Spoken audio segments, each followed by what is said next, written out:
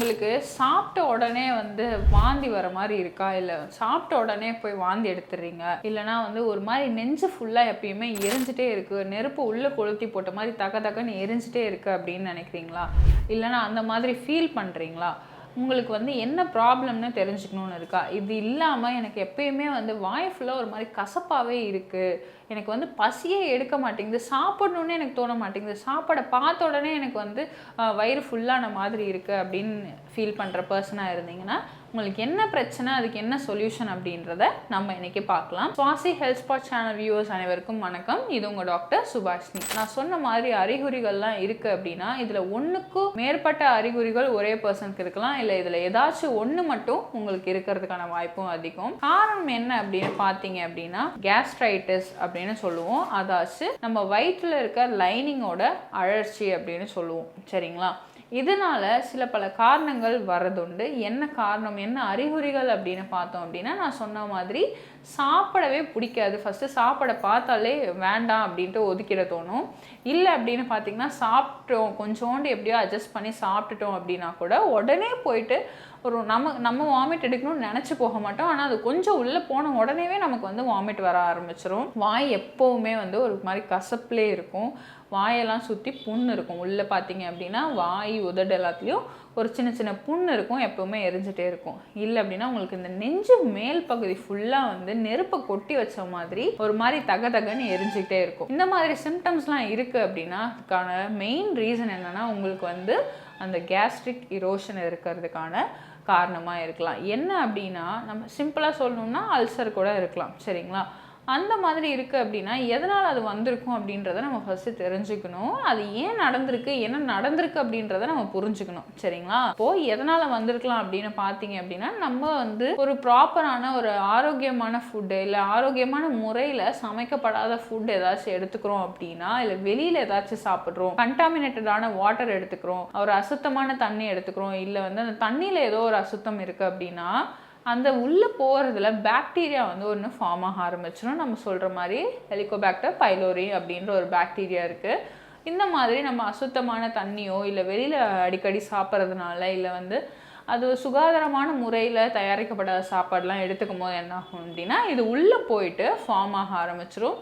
Normal people அப்படின்னு பார்த்தீங்கன்னா அவங்களுக்கு இந்த பாக்டீரியா உள்ளே இருக்காது. இதே மாதிரி இந்த அடிக்கடி நான் சொன்ன மாதிரி இந்த விஷயம்லாம் பண்ணுறப்போ உள்ளே போயிட்டு அது ஃபார்ம் ஆக ஆரம்பிச்சுட்டு அங்கேயே தங்க ஆரம்பிச்சிடும். இது தங்குறதுல என்ன பிரச்சனை, அது மட்டும் இருந்துட்டு போட்டோம் அப்படின்னு சொல்ல முடியாது. அது தங்கிருச்சு அப்படின்னா உங்களுக்கு அந்த லேயர் இருக்கும். இப்போது நமக்கு சாப்பாடு உள்ளே போகுது, அது செரிமானம் பண்ணணும் அப்படின்னா சில அமிலங்கள் நமக்கு தேவை. அப்போ தான் அது வந்து செரிமானமாகி அடுத்த நமக்கு எனர்ஜியாக அப்சர்வ் ஆகிறதோ இல்லை வேஸ்ட்டு வந்து வெளியாகிறதோ அது நடக்கும். அப்போது இந்த அமிலங்கள் கிட்ட இருந்து நம்மளோட ஆர்கன்ஸை ப்ரிவெண்ட் பண்ணுறதுக்கு நேச்சுரலாகவே வந்து அந்த ஆர்கன்ஸ்குள்ளேயே வந்து ஒரு லேயர் மாதிரி ஒன்று இருக்கும். இப்போது இந்த பாக்டீரியா உள்ளே போயிட்டு என்ன பண்ணும் அப்படின்னா அந்த அமிலத்துலேருந்து ப்ரிவெண்ட் பண்ணுற லேயர் இருக்குது இல்லையா, அந்த லேயரை போய் அரிக்க ஆரம்பிச்சிருச்சு அப்படின்னா அந்த லேயர் கண்டினியூஸாக இல்லாமல் ஏதாச்சும் ஒரு இடத்துல கேப் விழ ஆரம்பிச்சிடும். கேப் விழ இடத்துல என்ன ஆகும் அப்படின்னா அமிலம் படும் போது எரிஞ்சு புண்ணாக ஆரம்பிச்சிடும். கொஞ்சம் கொஞ்சமாக இதை அரிச்சு சில பேருக்கு ஃபுல் லேயருமே வந்து எரோட ஆரம்பிச்சிருக்கும். அப்போ தான் எக்ஸ்ட்ரீமான சிம்டம்ஸ், அதாவது எப்பயுமே தக்கன்னு எரிஞ்சிட்ருக்கிறது, வயிறு வலிக்கிறது, பிடிச்சி வலிக்கிறது, இந்த பித்த வாந்தி வர்றது, இதெல்லாமே வந்து இந்த மாதிரி ஃபுல் லேயர் எரோஷன் இருக்கும் போது நடக்கிறது. அப்போது நம்ம இந்த காரணத்தினால இந்த பிரச்சனைகள்லாம் வந்துருச்சு. இப்போ உங்களுக்கு அறிகுறி தெரிய ஆரம்பிச்சிருச்சு இல்லையா, இந்த அறிகுறிகள் தெரியும் போது நம்ம என்ன பண்ணோம் அப்படின்னா ஃபஸ்ட்டு எந்த லெவலில் இருக்குது அப்படின்றத நம்ம தெரிஞ்சுக்கிட்டு சில விஷயத்தை நம்ம வந்து லைஃப் ஸ்டைல்லையும் மாற்றுற மாதிரி இருக்கும், சாப்பாட்லேயுமே வந்து சில விஷயங்கள் நீங்கள் செய்கிற மாதிரி இருக்கும். இந்த மாதிரி எரோஷன் நடந்திருக்க பீப்புளுக்கு வந்து என்ன அப்படின்னா பொதுவாகவே அவங்க வந்து கார சாப்பாடு அதிகமாக சாப்பிட்றவங்களா இருப்பாங்க, அதே மாதிரி புளிப்பு அதிகமாக சேர்த்துக்கிறவங்களா இருப்பாங்க. இப்போ இது ரெண்டுமே நீங்கள் சேர்த்துக்கிட்டீங்க அப்படின்னா நேச்சுரலாகவே வந்து உங்களுக்கு சாப்பாடில் வந்து அமிலத்தன்மை அதிகமாகிடும்.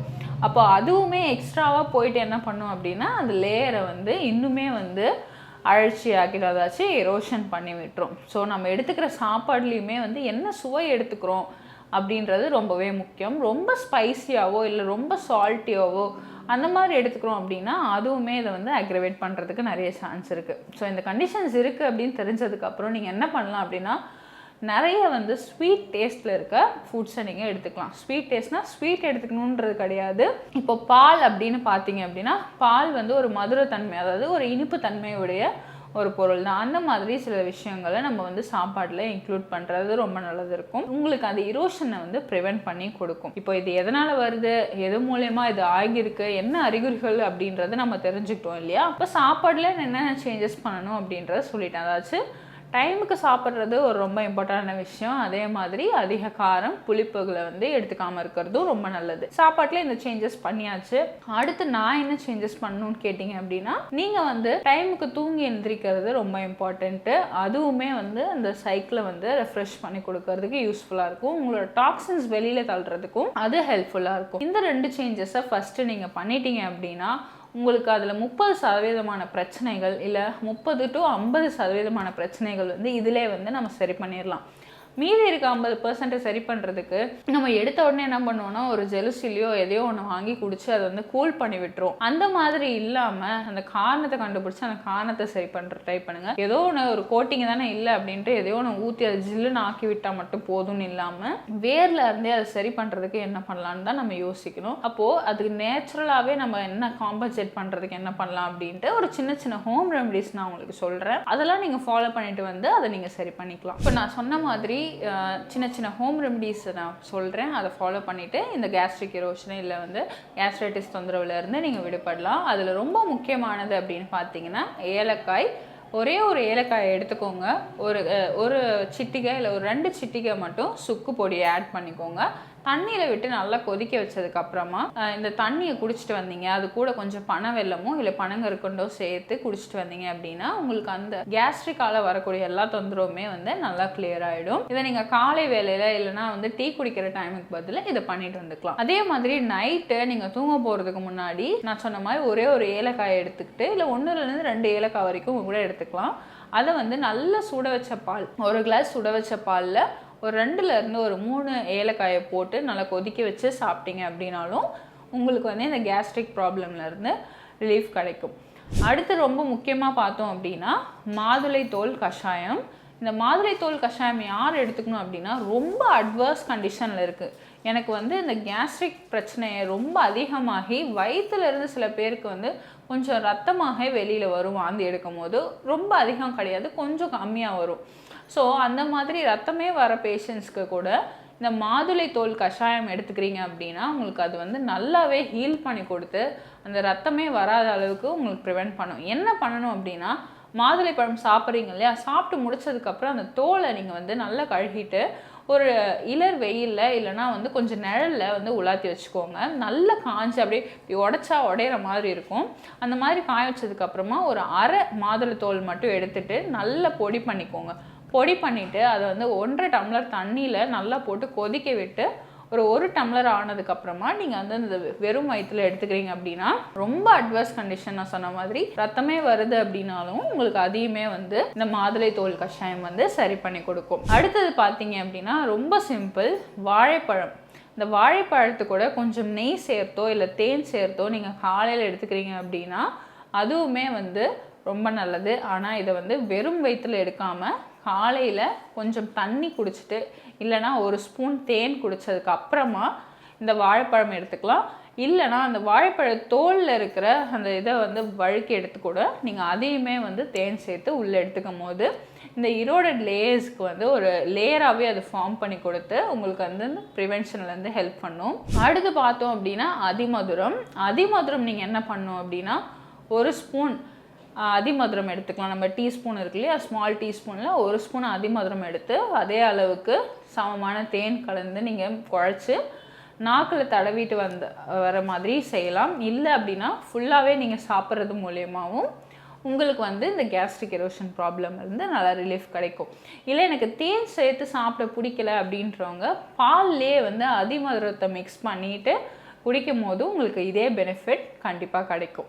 அடுத்து என்ன பண்ணலாம் அப்படின்னு பார்த்தீங்கன்னா 1 ஸ்பூன் ஜீரகம் எடுத்துக்கோங்க, அரை ஸ்பூன் அளவுக்கு ஓமம் எடுத்துக்கோங்க. இது ரெண்டுத்தையுமே வந்து தண்ணியில் கொதிக்க விட்டு அந்த தண்ணியை வடிகட்டி குடிச்சிட்டு வந்தீங்கனாலும் நல்ல ரிசல்ட் கிடைக்கும். இது வந்து உங்களுக்கு அந்த லேயர்ஸை வந்து ஹீல் பண்ணுறதுக்கு நல்லாவே ஹெல்ப்ஃபுல்லாக இருக்கும்.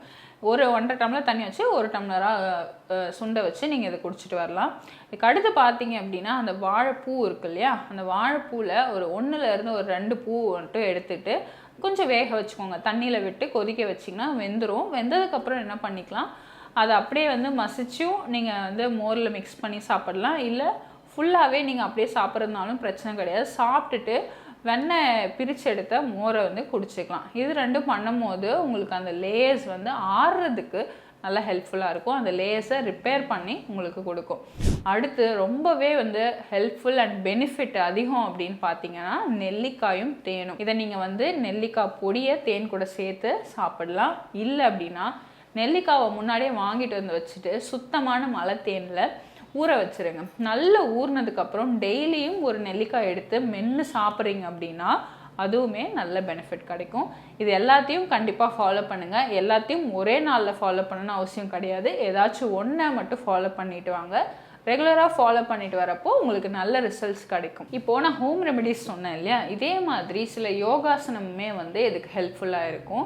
உங்களுக்கு அந்த செரிமான மண்டலத்தையே நல்லா கிளியர் பண்ணி கொடுத்து அந்த எரோஷன் ரிப்பேருக்கு ஹெல்ப்ஃபுல்லாக இருக்கும். அதில் 2 முக்கியமான ஆசனம் அப்படின்னு பார்த்தீங்கன்னா, ஒன்று வந்து சுகாசனம்.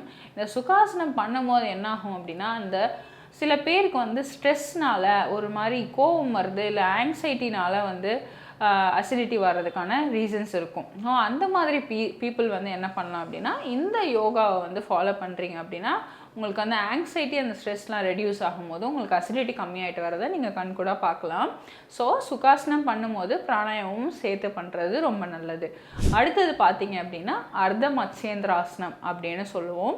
இந்த ஆசனம் பண்ணும்போது உங்களுக்கு என்ன ஆகும் அப்படின்னா, ஃபுல் கம்ப்ளீட் டைஜஸ்டிவ் ட்ராக்மே வந்து ஒரு டீடாக்ஸ் பண்ணுற மாதிரி கிளென்ஸ் ஆகும்போது உங்களுக்கு அந்த பாக்டீரியல் க்ரோத்தை வந்து அது ரிமூவ் பண்ணுறதுக்கு ஹெல்ப்ஃபுல்லாக இருக்கும். ஒன்ஸ் அது ரிமூவ் ஆகிடுச்சு அப்படின்னாவே நம்மளோட பாடி, நான் சொன்ன மாதிரி மற்ற ரெமெடிஸ் நீங்கள் ஃபாலோ பண்ணுறீங்கன்னா அதுவுமே உங்களுக்கு அந்த செல்ஸ் ரிப்பேர் பண்ணி கொடுத்து உங்களோட பழைய கண்டிஷன்ஸ்க்கு ஹெல்ப்ஃபுல்லாக இருக்கும்.